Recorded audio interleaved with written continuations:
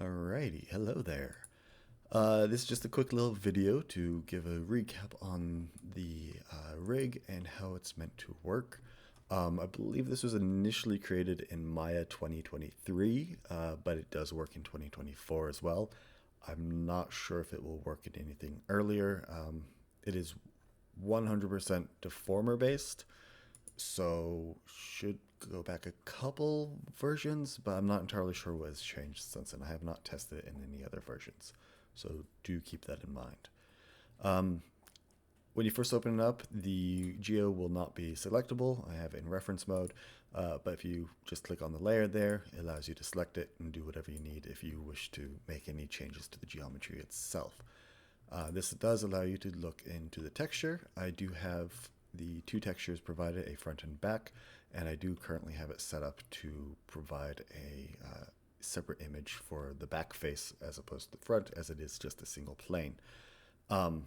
Currently it works just fine for Pixar Surface or Lambert. I'm not sure what else can do that. If you wish to make changes, please feel free. This isn't my area of expertise, so I'm not sure I can help a whole lot with anything else. I do know that these do work from my tests, but I don't know about anything else. That being said, if you wish to make changes, absolutely feel free. You'll just put in your front texture here into the map texture, and your map texture back will be the back texture, obviously. The textures provided are really simple, slapped together by me. I created them, and I give you full reign to do with them as you please.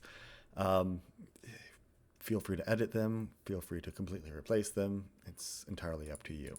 One nice thing about this setup is the fact that if you are capable of working with alphas and understand how it works, you can actually use that to your advantage by allowing you to change the complete shapes. You can use really unique shapes using the texture, or you can make it much smaller, or all sorts of different things. So you can't obviously go bigger than this, but you have options there. So you can have a round map or a weird wonky shape or whatever you'd like.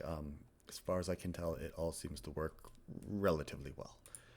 All right, now to the more complex and fun bit. It does have a main control here. This one will allow you to place it anywhere. You do have the option to move these separately, so you can move this away from the main control and this away from the main control. I do recommend generally keeping this one with the main for a couple reasons. One, the main control has some attributes directly on it that you might want to access, and that just helps keep it close by. Also, it helps make sure you know which way is the top of the map, which is pretty important most of the time, especially when you start moving this around, as you can rotate it, scale it, change it. You can place it anywhere you want, and all of the controls continue to work. It's really obvious which side is the top on this one, but less so with this one if you pull it away. So do keep that in mind. I highly recommend just leave this with the main. It'd be a very odd situation where you wouldn't need to just keep it with it. Unless you have a character, I guess, interacting with it directly. But you do have the options there. Now, there are a lot of options on all of these controls, so please do be sure to check them out. A lot of them do have different attributes here, allowing you to use some custom set folds. This will allow you to fold it forward and back as needed, at different angle or different positions of the map itself. So you can actually use all of these to create a fold like that, however you want. Oh yeah, there you are. That's just for the modern sort of style fold. You also have an aged fold, which is more of a keeping it kind of flat and square sort of thing. It's less focused on being perfectly compact. It's just a little bit older and more delicate sort of style, which again can kind of go either direction. Oh, that's acting a little bit weird. I might have to look into that before I send it to you. I'll take a look at that. Oh, that's just because of the order of the things. Never mind. Some of these features you will need to be mindful of the order in which you activate them. So like this one, as you can see, it does some weird wonky things, specifically because it's meant to be the last thing done, not the first thing. And then we do have this option, just using a simple blend shape, and create a couple little scrunches here, where that one's kind of the sideways sort of scrunch, and this one is a full ball up. I believe you can use both. Yeah, there you go. So you can, if you want someone to, you can do a scrunch and then another scrunch. Or you can just go straight into the balled up sort of version if you wanted. That being said, those are set in stone. They do not change. They are an exact image or exact design. So can't really fiddle with those too much. That being said, if you have some rigging know-how and understand how to do that sort of thing, you can always add your own custom ones, which could be kind of fun. All I used was end cloth to kind of scrunch it up a bit, and then save that out and use it as a blend shape. So if you know how to do that, feel free to add those in. And honestly, if you ever want some custom ones, you can reach out to me, and I can see if I can make something unique and add it in. All right, now to the more custom side of things. We have a lot of yellow controls up here. Let's start with these simple ones on the side. These ones allow you to do a really simple roll up. You can go as far as you want to either side. I will say, as soon as you start getting to the far end, you do need to kind of pull that back a bit to make sure that it has a clean roll up. If you want it all the way, you can go from both ends at the same time. You can also rotate it so that it will roll up in more unique fashions. Obviously, again, anytime you start coming closer together, the deformers start kind of fighting a little bit. Some other fun things, along with the rotation and the translation, you also have a custom curl on each of these. So you can do a tighter or a wider curl, however you want to. Each one is separate, so feel free to customize them as you see fit. I believe I have made sure that they will stay a correct curl, not overlapping itself as you do so. But if you do notice any issues, please do let me know. If you also have any suggestions, I'm open to ideas, because I've put a lot into this one and I'm not sure what else I could add, but surely there's something. So I'm open to ideas. These ones here, you have a circle on either side that allows you to twist it. This also allows you to, or twist it from either end. This also allows you, if you grab the main itself, you can also rotate this around, which then allows the curl, the twist, to be slightly different. It's just changing the angle at which it's set up, and it should match the same to, like, this is the boxed out map version of it. Other options are right bound and left bound. These on this controller allows you to determine where it's actually going to be doing the twist. So as you can see, if I can grab the right thing, this allows you to have a twist at a specific spot while the rest stays flat. Not entirely sure what you'd use that for, but it's available. So have at. I don't think I have a custom anything on that one. It's just the translation. All right. This controller here is purely just through aspects here. You have the simple sine wave functions going on here. Most of these will not work unless you have something added to the amplitude. So make sure you add there first, and then you'll be able to see things from everything else, including be able to change the direction, the rotation of the actual sine on a flat plane there. The wavelength allows you to determine how much you want it to go.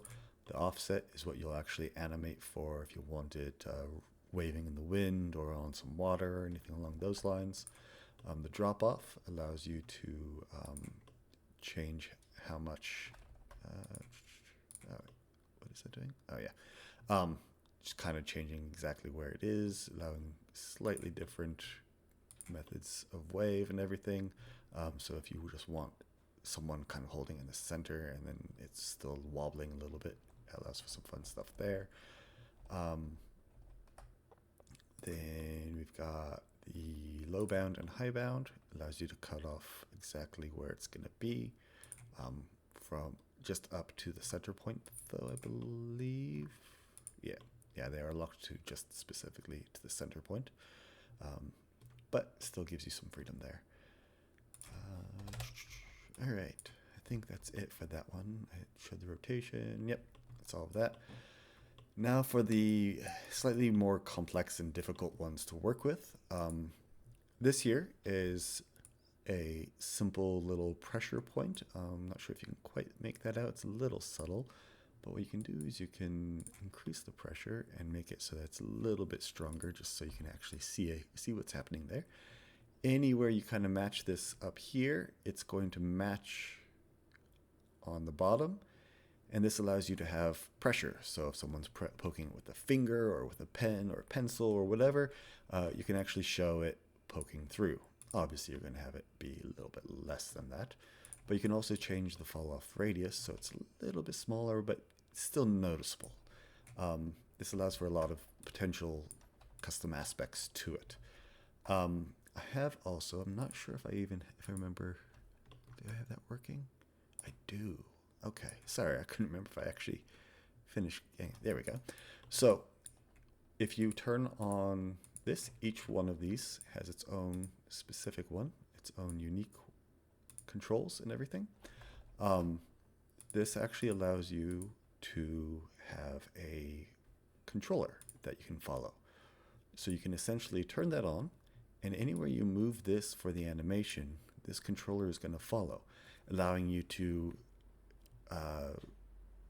constrain a finger or pencil or whatever is following it to that spot, allowing it to more accurately move. Now you can also move that control freely. I have allowed that to stay, but you probably won't need it for anything. But this just allows you to more accurately match the movement if you don't want to hand animate every little aspect of it. Now on top of that, you also have this fall off in X and Z. This just makes it so that you have the potential to do a bar or a beam kind of falling on it. Now that being said, I believe, it's going to go entirely across the whole thing. So it's not likely to be beneficial to you unless you have something that covers the entirety of the map. But you can do it on either direction. And if you turn both off, it's going to make the whole thing drop down. So make sure that at least one is staying on most of the time. Now, let's see. Just going to make sure. Got everything there. Yep, okay. All right. So yes, you have 6 of those options. I can't imagine you'd ever likely use all 6, but you can. They are there. This is one of the ones that is most fun, but also a bit obnoxious.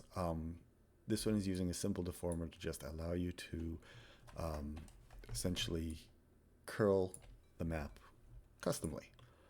As you point the arrow, it will point in the direction of where the curl will end up. You can curl both positive and negative, depending on what you need. You can increase the tightness of the curl there. Most of the time, 10 will probably be enough, depending on what it is you're wanting to do. The curve determines how much as well. The curve multi specifically is just if you really want a really tight curl, then this allows you to use smaller numbers to get the same exact curve. As for if you want it to curve further or more, you just move this around. Obviously, you get to a certain point, it starts doing wonky things like that. That just means you're going to have to increase the amount that it curves. It's not fantastic for actually moving constantly around. If you really want to roll up, use these other controllers instead. That being said, this is fantastic purely because you can rotate it any direction you want. You can curl it. You can increase the high. Oh, that's really aggressive.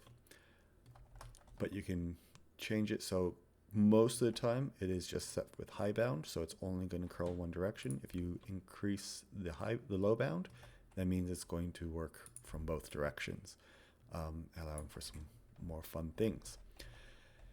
Now, I will say this is not a perfect tool. It does have some complexities to it, and every once in a while, if you go too aggressive with anything in one area with these specific controllers, you will get some stretching around on specifically the edges on the corners. And when you have the ragged edges, it becomes really apparent. If it's a straight edge map, less likely to be an issue. That being said, you can use multiple of these. And you can just kind of do that. And now you have a more custom and unique design. Just like that. And as you can see, you're getting a little bit of tearing there, but if you kind of play with it, fiddle around with it a little, you can get it to a point where it's going to be all right, at least.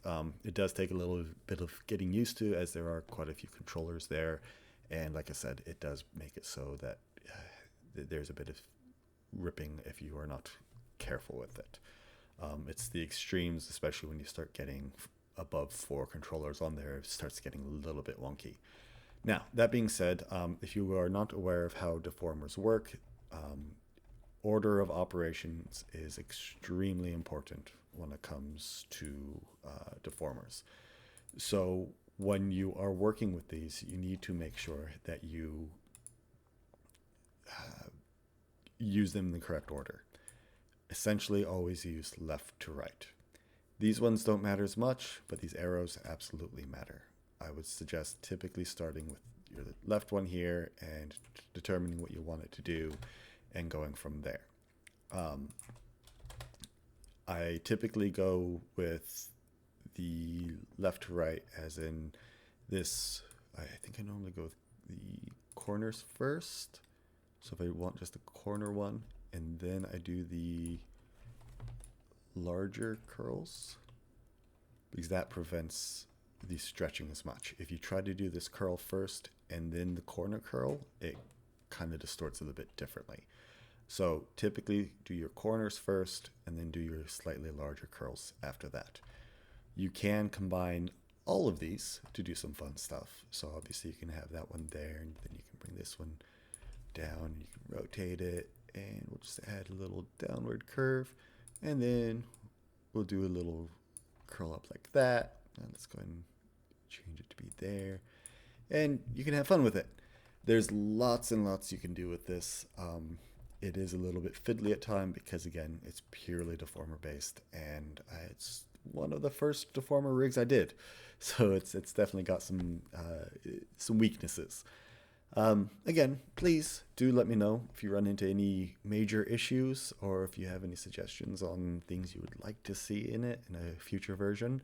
When it comes to student use, this is free to use. I have no problem with anyone using it or sharing it for any student-specific projects. This was created on a student license. It needs to stay for student use only. Down the line, I do plan on updating it, making it better, and creating it with a full license that will be available for sale, but that will still continue to be free for student use. Anyway, please do reach out to me if you have any questions. I will make sure that I have a document within the folders that has a link to my LinkedIn and email, so you can always reach out to me at any time. I'm generally pretty quick about responding, but obviously it depends on my day-to-day. Anyway, thank you for listening to me ramble. I apologize this has gone on as long as it has, but I hope you enjoy it, and please, if you make anything with this, send it to me. I would absolutely love to see it. Have an amazing day.